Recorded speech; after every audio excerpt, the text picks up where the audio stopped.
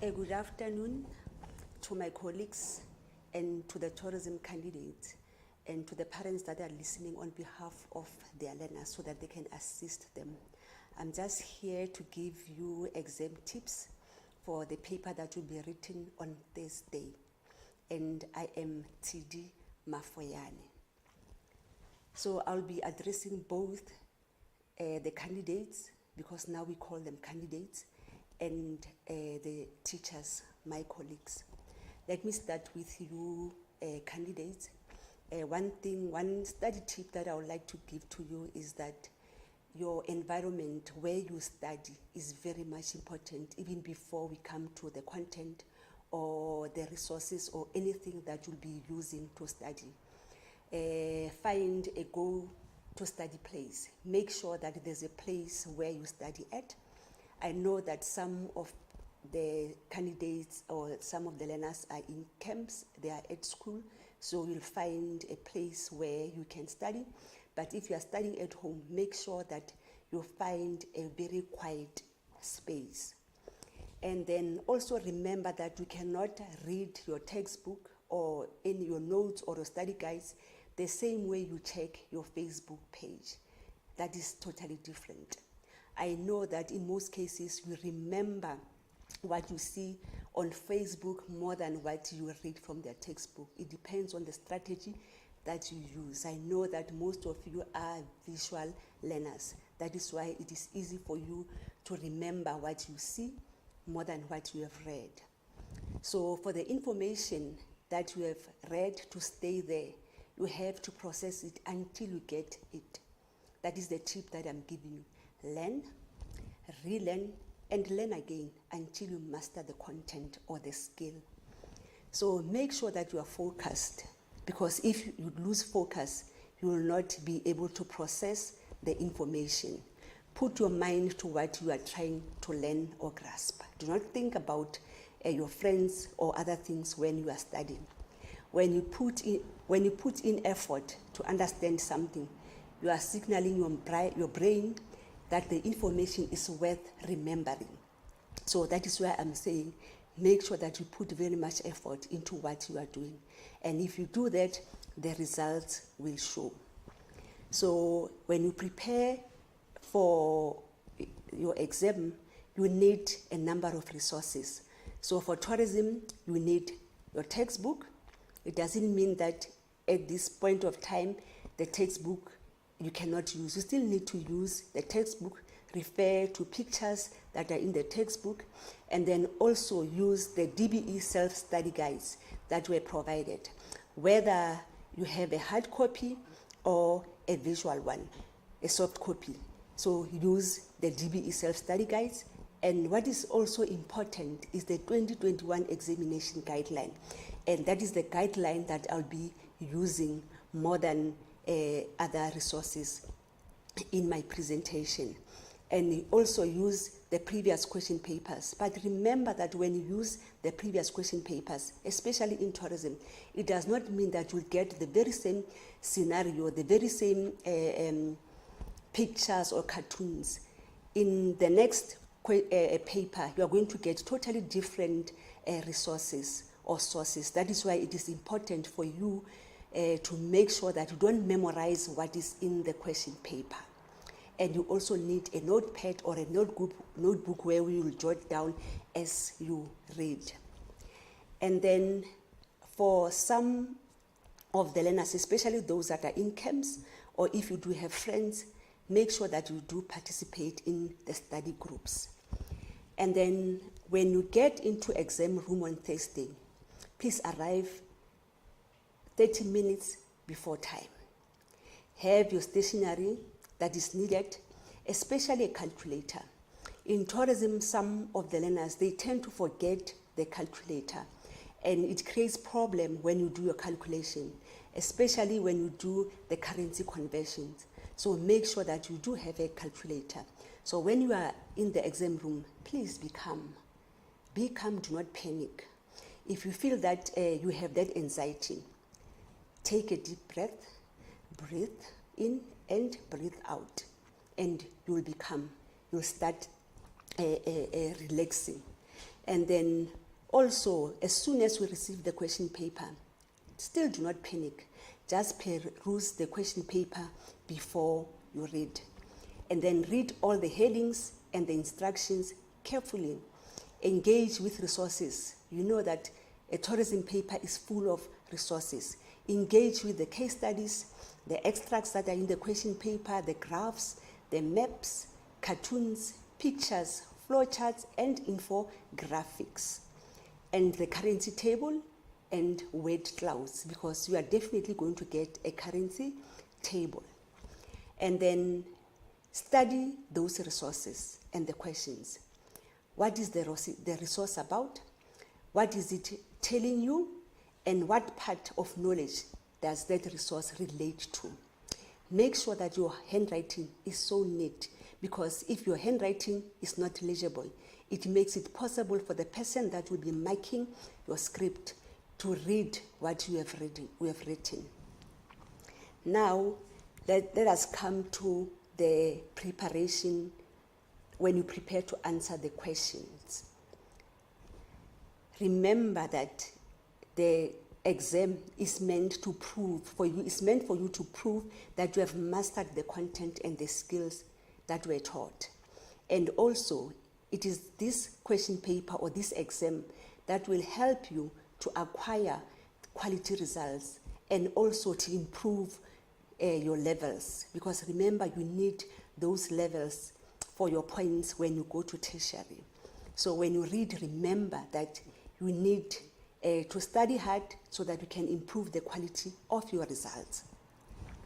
So this is the structure of the tourism paper. Tourism paper is a 3-hour paper, and it is out of 200 marks. The question paper is divided into 5 compulsory sections, meaning that we have to answer all questions. In tourism, we don't choose, but we answer all, except for the multiple choice question. And then section A, in section A, there's only one question, and section A has only short questions, and it covers all topics. When I say all topics, I mean everything. And the total mark for question 1 is 40 marks. And section B has 2 sections. It's question 2 and question 3, map work and tour planning, and question 3 is foreign exchange. And the total mark for section B is 50 marks. And then section C has 3 questions, question 4, 5, and 6. Question 4 is tourism attractions, and then question 5, it will be cultural and heritage tourism, and question 6 is marketing. And question C also counts 50 marks. Section D, it has 2 questions, questions 7 and 8. Question 7 is tourism sectors, and question 8 is sustainable and responsible tourism. And that section is out of 30 marks.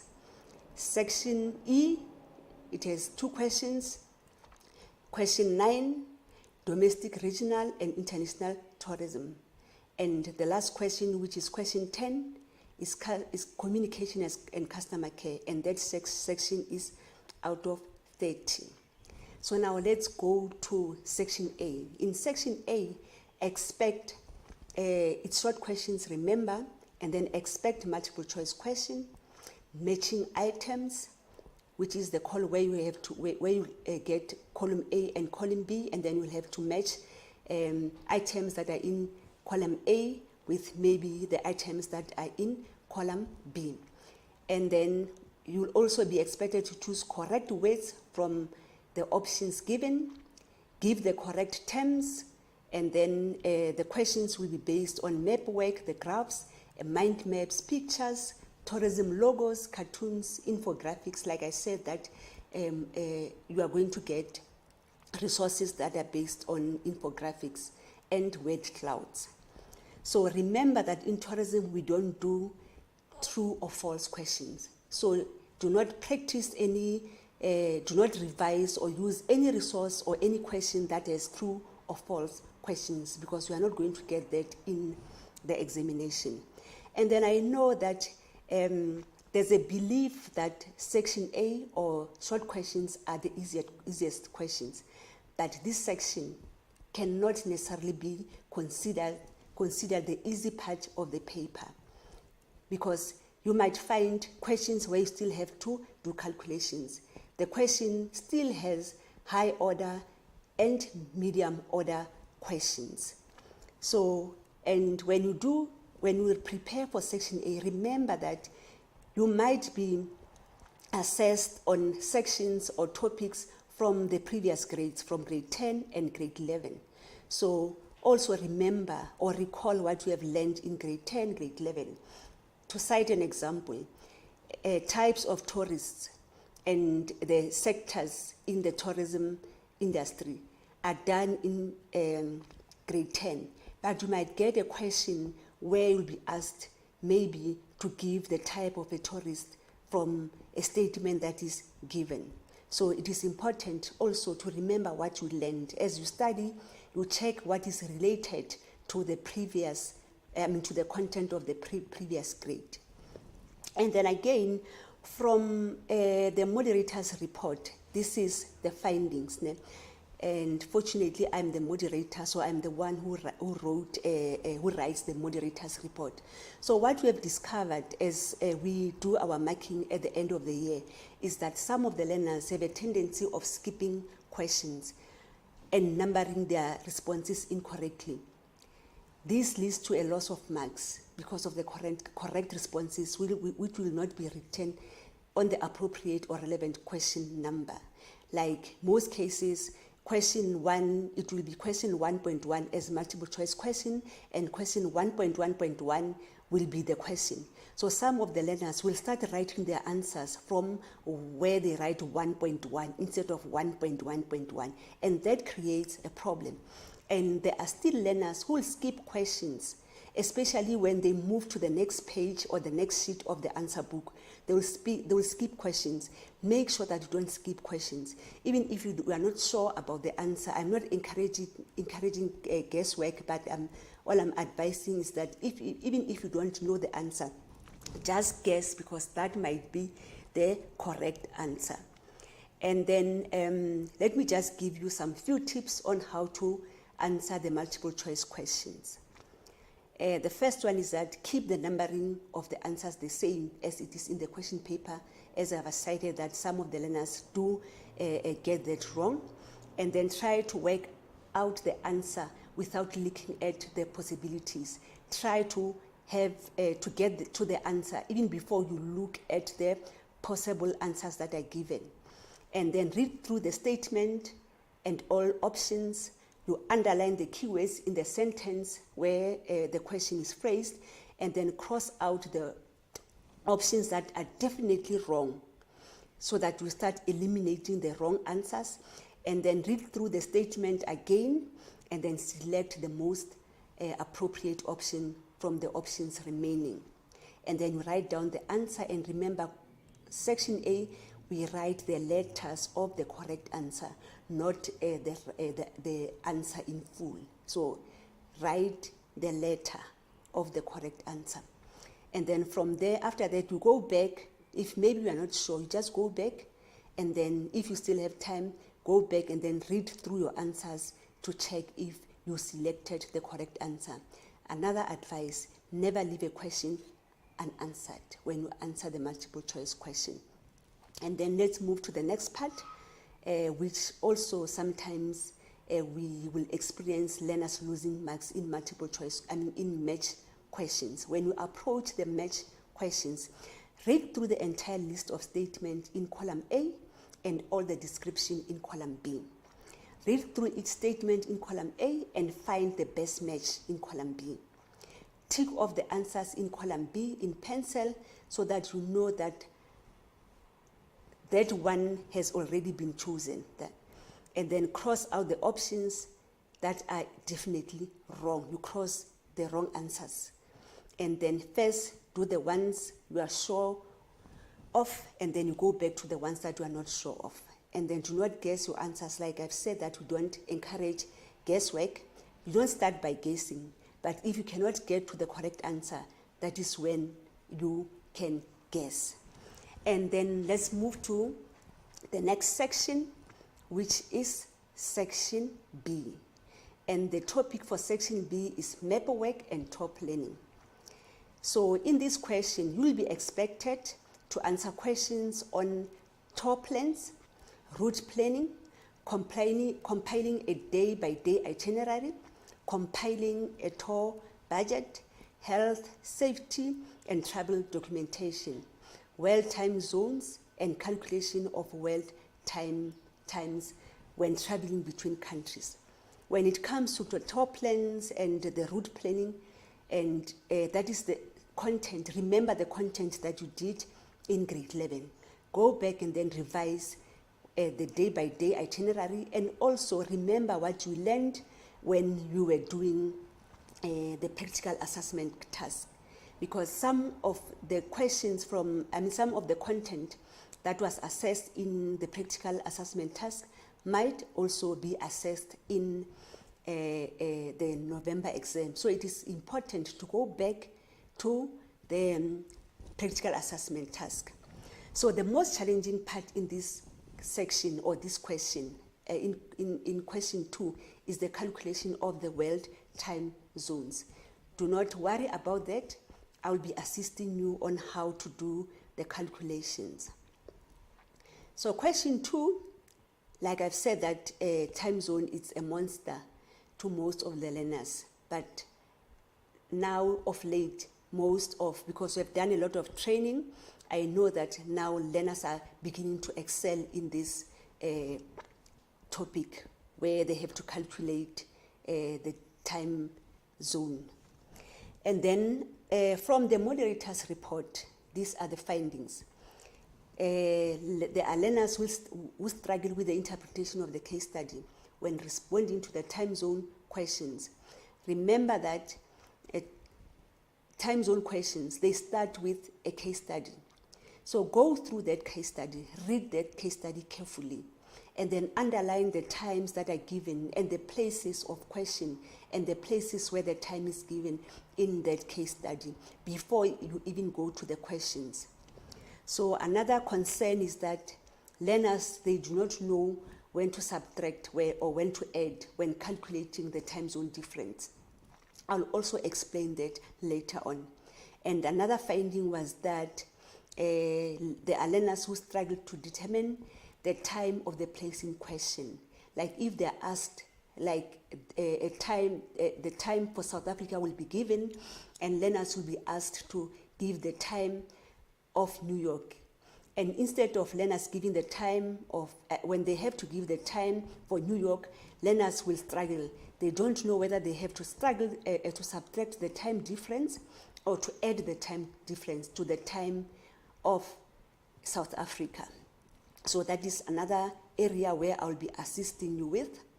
And then another struggle is that there are still learners who struggle to calculate the arrival or the departure time of the flight. So that is very much important when you do time zone, the calculations. And learners, they don't know whether they have to subtract or they have to add the flight time that is given in the case study. So some learners, they still use the 12-hour clock instead of the 24-hour clock, which leads to incorrect way of writing the time in tourism. I will show you how we write time in tourism later on. I was just giving you the feedback from the moderator's report. And then from the examination guideline, it is said that the time zone map provided with this guideline should be used for the interpretation and understanding of the time zone. This simply means that you cannot use the time zone map from any other resource except the time zone that is in the previous question papers or the one that is in the examination guideline. Remember that the time zone map that is in your textbook, some is colorful, so the one that you are going to get at the end of the year is not colorful, and that might influence your calculation or interpretation when you have to calculate, especially the time zone difference or the difference in hours. And then in the examination guideline, it is also stated that learners are not required to know which countries apply the daylight saving time. And the acronym for the daylight saving time is DST. However, from the given scenarios or the table that you might get, they must be able to determine, you must be able to determine whether to apply the daylight saving time or not. In most cases, in the scenario, or maybe even at the beginning of the question, there will be a statement which says, New York apply daylight saving time. So it is important to note such, so that when you do the calculations, you will remember that you have to apply the daylight, the DST. And then again, you must understand the impact of the time zone and the daylight saving time on travel planning and on traveling. Remember that the time in South Africa is different from the time in New York, and New York applies daylight saving time. So if you travel during the time when New York is practicing daylight saving time, it means that you'll have to move your clock an hour ahead, because New York has already applied their daylight saving time. So it means that by the time when you leave South Africa, that will have an impact on your travel planning and even your traveling. That is why we also do the impact or the jet lag, how it affects our traveling. And when you do the calculations, always show all calculations when you write down your answer. The reason being that if your final answer is incorrect, at least you can get marks for the other steps. So these are the steps that we use in tourism. I know that in other subjects like Maths Lit, they also do time calculations or time zones calculations, but in tourism, these are the steps that we use. In the first step, you are expected to calculate the time zone difference. I prefer to say difference in hours, because the answer that you have to give there should be in hours, not as the time. And then the second step is where you have to calculate the time of the place in question, as I've explained previously. And then step 3 is where you calculate either the departure time or the arrival time. And then in the fourth step, provided that the places or one of the places in the question is practicing daylight saving time, it means that then your fourth step will be where you calculate the daylight saving time. And then I know that in other schools or some teachers will prefer to start with the daylight saving time as their first step, but I prefer that learners should use the daylight saving time in the fourth step, because these are the steps that we follow when we are at the marking center. The answers or the responses in the examination guideline, they follow the same steps.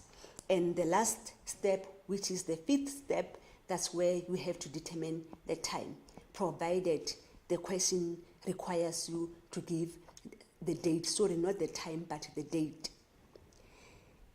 Remember, I said we are using the 24-hour clock. So this is how we write the clock. I know that in the past, our parents used to use a digital clock, and a digital clock that has something where, like, there will be 2 dots that are like popping in and out. So I usually, when I teach this time zone calculation, I always say it's like your clock. It's there's a term, like it's like when you close and open your eyes. We are saying in our local language, street language, we say wapanya panya.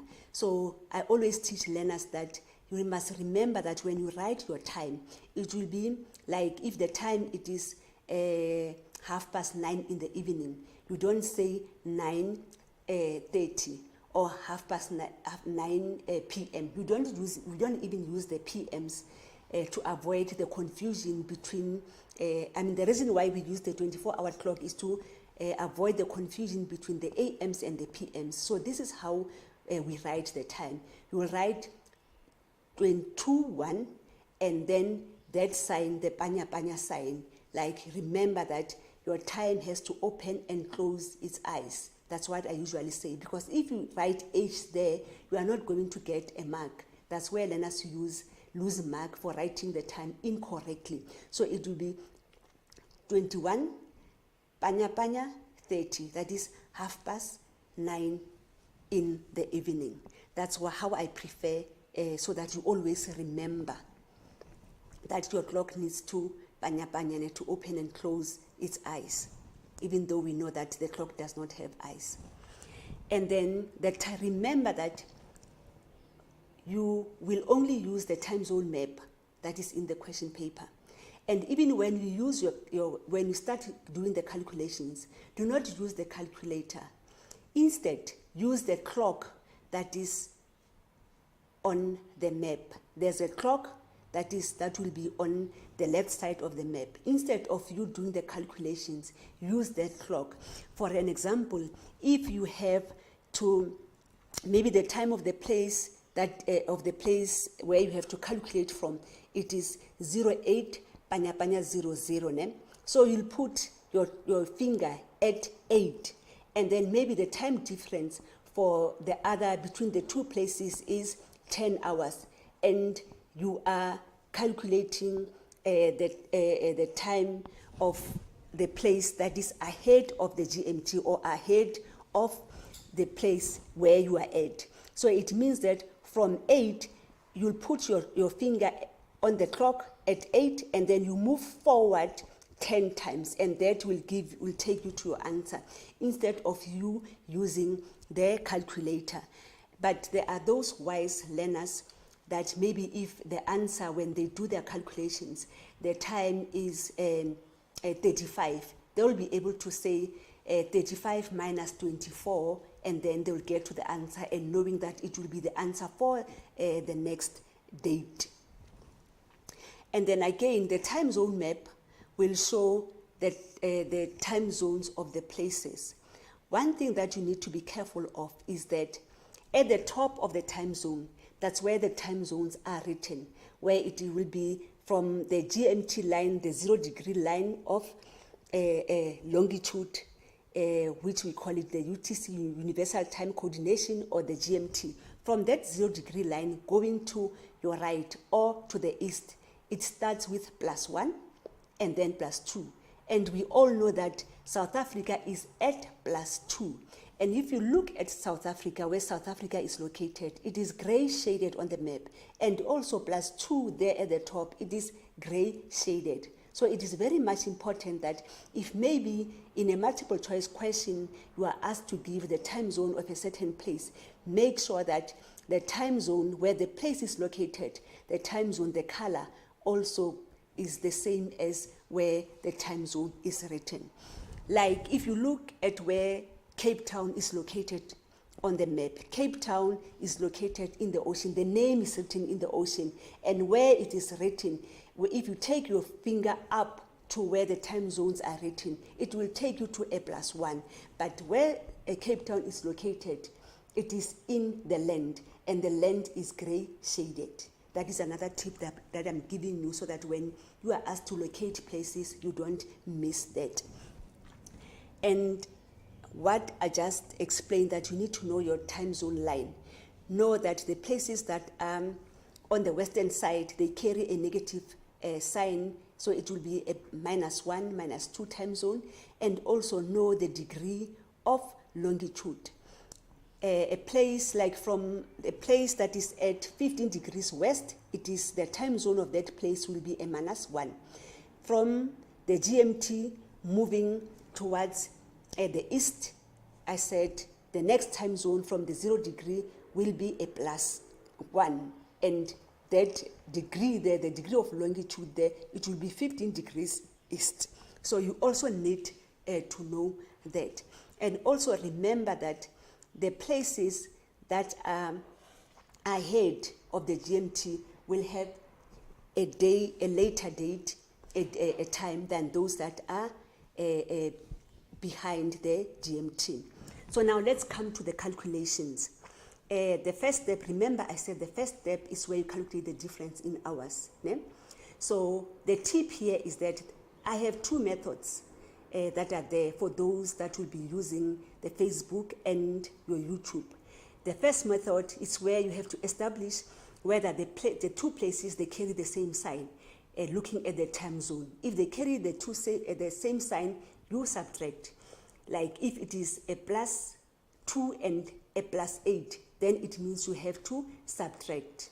For an example, the time zone for Cape Town, it will be a +2, and then for Johannesburg, it will be a +2, and then for Sydney, let's say it's a +2. It means that you are going to subtract 2 from 8, and then you'll get, 2 from 10, and then you'll get 8. And then if the two places carry the different signs, one is a +2 and the other one is a -5, like Cape Town is a +2, New York is a -5, then it means that you'll add the 2 and then you get to your 7. Another method is where you look at the position, looking at your compass. If the two places are in the eastern side, then you add. If one is on the eastern side and one on the western side, then you subtract. Then the second step is where you calculate the time of the place in question. There you just check whether moving from the place where the time is given to the place of the time in question, whether you have to do a forward movement or a backward movement. So if you move from the place where the time is given to the time of the place in question, and then you make a forward movement, you are going to add. And then if you move from a place where the time is given to a place where the time is not given, then you make a backward movement, you are going to subtract. And then another method is just to check whether you move from the west to the east, if you move from a place where the time is given to a place where the time is not given. So if you move from west to east, you add, from east to west, then you subtract. And then another example, third step is where you calculate the arrival time. And then calculating the arrival time, you cannot calculate the arrival time or the departure time without the flight time. The flight time will be given in the scenario. So if you calculate the question requires you to calculate the arrival time, it means you are going to add. You are going to add the flight time to the answer that you got in the previous step, the step 2. And then if you have to calculate the departure time, it means that you are going to subtract the flight time to the answer that you got in the previous step. And then the last step is where the fourth step is where you calculate the daylight saving time. And when you calculate the daylight saving time, you just check if you are calculating from a place that is practicing to a place that is not practicing. So if you are calculating from a place that is practicing to a place that is not practicing, it means that you are going to subtract. But if you calculate from a place that is not practicing to the one that is practicing the daylight saving time, you are going to add. By adding, it's only because we are just moving our clock an hour ahead. So if both places are not practicing the daylight saving time, you do nothing. You don't need to add or subtract the daylight saving time. The daylight saving time, it is in 1 hour. And then another thing, if the two places are also practicing, you don't need to subtract anything. You just keep your answer as you got it from the previous step. And remember that DST is 1 hour. When we move, our clock is either an hour ahead or an hour backwards. And then the date, you check that as you were doing your calculations around the clock, did you cross the 00 Panyapa or the 24 hours, moving forward or backward? If you cross that moving forward, it means that you have moved to the next date. If you cross that moving backwards, it means that you moved to the previous date. So if you do not cross, you keep the date as it is. And I advise that you write the date, like write the date in full. Like today, it is the 21st of November. Write November, especially the month in full, because sometimes you might, instead of writing 11, you might mistake that to be a 10, and then you lose marks. And then let me now take you to question 3, foreign exchange. So the findings from the moderator's report was that most learners, they struggle with currency conversions. They don't know whether to add or subtract, when to divide or multiply. Remember that when we're doing time zones, we spoke several times about adding and subtracting. When it comes to currency conversion, it's either you divide or you multiply. And some of the learners, they don't know whether to use the bank buying rate or the bank selling rate when they do these calculations. And then some of the learners, they lose marks by not rounding off. So because of time, let me just take you straight to how we do the calculations. Firstly, when you do the currency conversions using the bank buying rates and the bank selling rate, remember that for you to understand the difference between the bank buying rate and the bank selling rate, you need to take that from the bank's position. What is the bank doing? Is the bank selling a foreign currency, or is the bank buying a foreign currency? And always the bank buying rate will always be lower than the bank selling rate, because the bank has to do commission, and then the bank selling rate will be the highest. So this is how we do our currency conversions. At first, if you read the scenario again, or the case study, the scenario. When you read the scenario, you need to establish whether you have to convert a foreign currency to a local currency or a local currency to a foreign currency. So if the amount given is in rands, it means that you have a local currency, which is the rand, and then you have to convert that to a foreign currency. There you are going to divide. Usually I say to the learners, when we divide, remember the smile, division, relate the division sign to the smile, so that your S for the smile can rhyme with the S for the bank selling rate. So when you divide using the bank selling rate. And then sometimes from the scenario, you might find that the amount that you have to convert, it is in a foreign currency. So it means that you'll be having a foreign currency which you have to convert to a local currency, and our local currency is rands. So in this case, when you have a foreign currency and then you have to convert that to rands, you are going to multiply. Usually I say to my learners, remember the butler door, that the butler doors prevents thieves from coming. So you block your thieves from coming in. So if you have a foreign currency and then you have to convert to a local currency, you butler that, you multiply using the bank buying rate. So the bank buying rate, the B will rhyme with the multiplication sign. You know that you butler. So when you have to cross, you use the bank buying rate. And then question 4 is on attractions and icons. And I know that sometimes we regard this as an easy question when we do our study. But when it comes to answering questions, this is also not an easy question. So make sure that you only study the icons prescribed for 2022. There's a list there.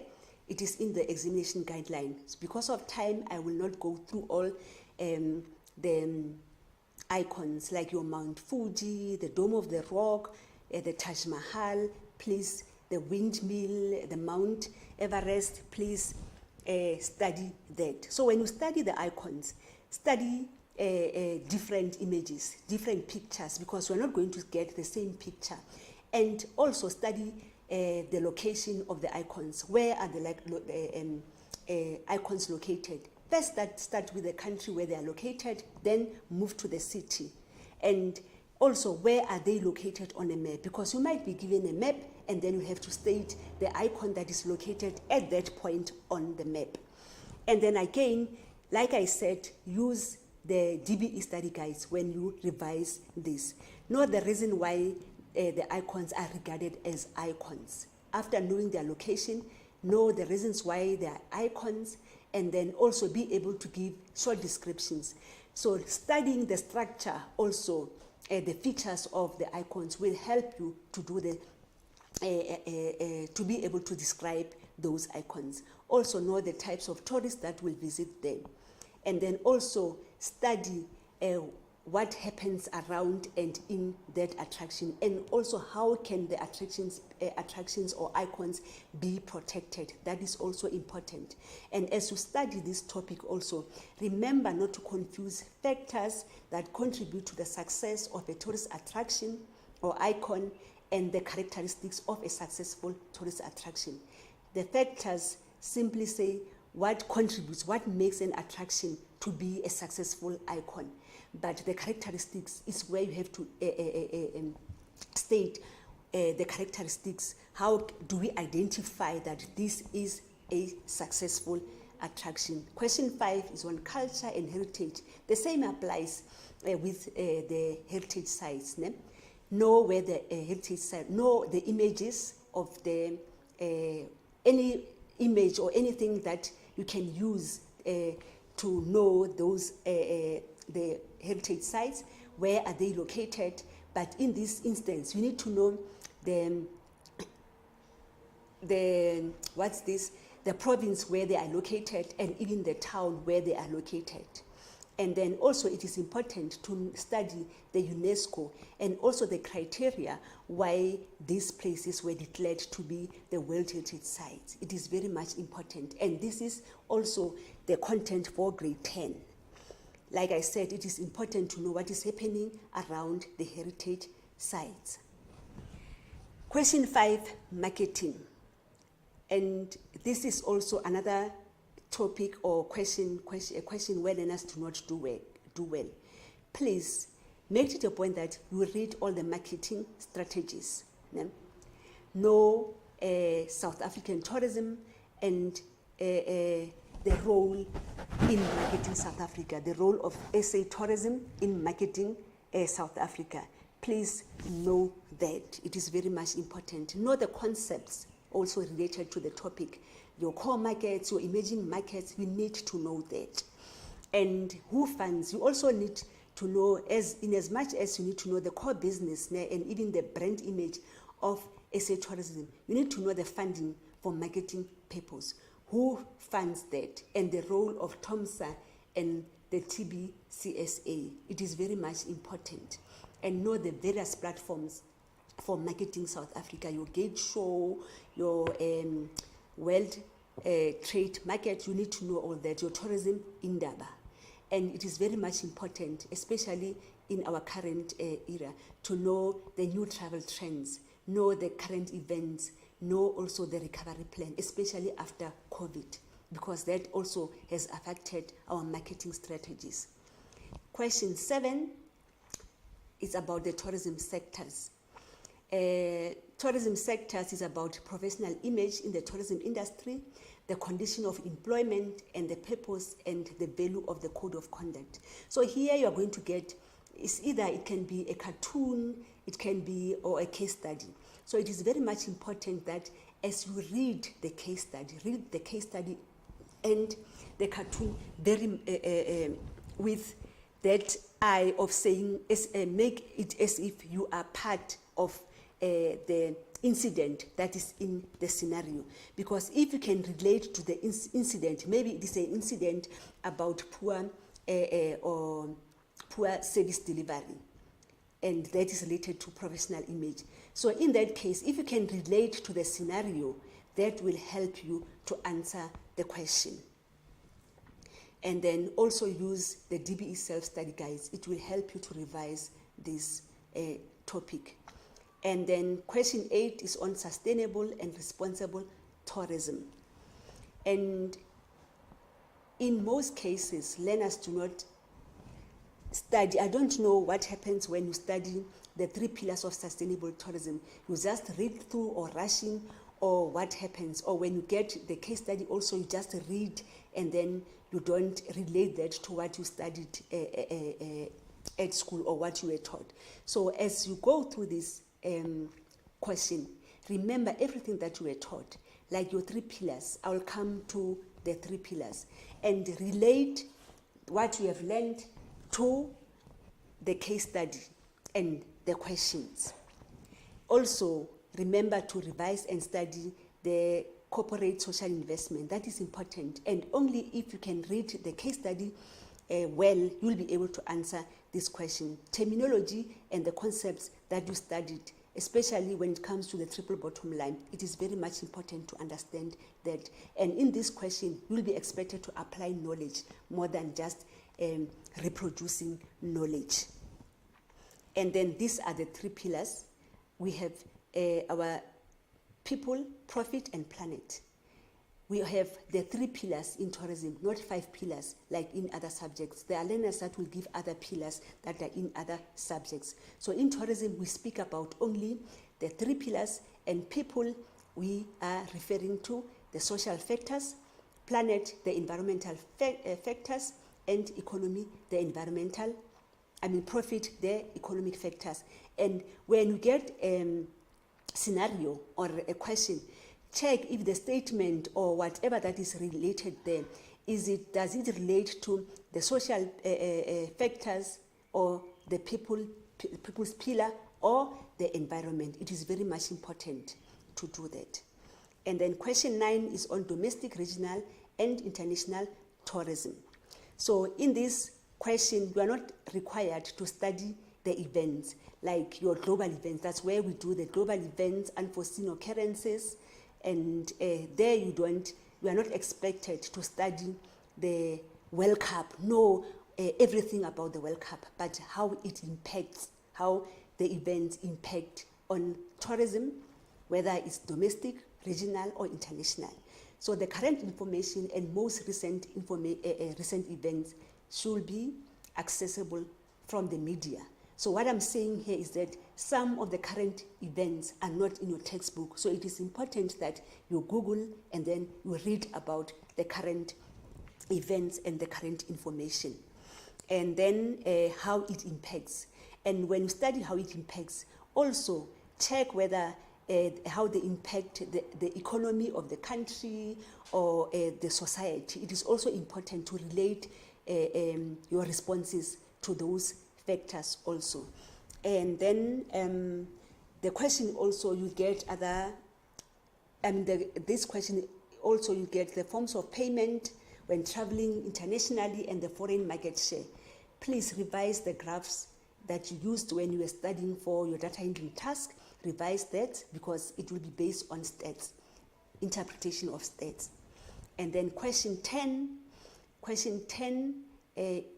learners sometimes do well in this question. It's a question about communication and customer care, where you will be assessed on methods to obtain customer feedback and to measure customer satisfaction. So know even the recent information about how companies, they get feedback from their customers. And what is the main reason to get a feedback? What do the companies or the business use that information for? And then lastly, you will be given, the question, you might get pictures or extracts or even cartoons where you'll have to answer questions based on that topic, and also refer or use the self-study guides for more information. In all the topics, we've been speaking about case studies and case studies. Let me just give you a tip on how to go about case studies. 1, look at the heading and the picture to get an idea of what the case study is all about. Read through the case study carefully and slowly with understanding. Read each question and underline the keywords and the verbs in the case study. Read the case study again and underline each of the keywords in the case study. Remember, I said the verbs only, so now read and underline the importance of keywords. The keywords will be the key concepts that you studied. And then from there, now you can go and then start answering the question, but pay special attention to the action verb of the question, because that is what is important. Look at the mark allocation also when you answer questions. And let me say this, everything starts with you learners. Every success or failure begins with you. If you are looking for someone who can change your life, that someone is you. Everything starts with your own mind. So exam preparation starts with you. So when you leave now to prepare for your exam, remember that it starts with you. Your attitude matters. I wish you the best luck in your exam, and I know that you are going to ace this coming exam. I really believe in you. So there's a competition, and I know that you're all going to win this competition. But now the challenge is that the prize is for only one person, and I don't know who's going to get that person, but you are all going to be winners. So the question is, what do you do when you have to apply the daylight saving time, when calculating from a place practicing the daylight saving time to a place that is not practicing the DST? That is the question. Let me repeat the question again. What do you do when you have to apply the daylight saving time when calculating from a place practicing the daylight saving time to a place that is not practicing? Thank you, winners.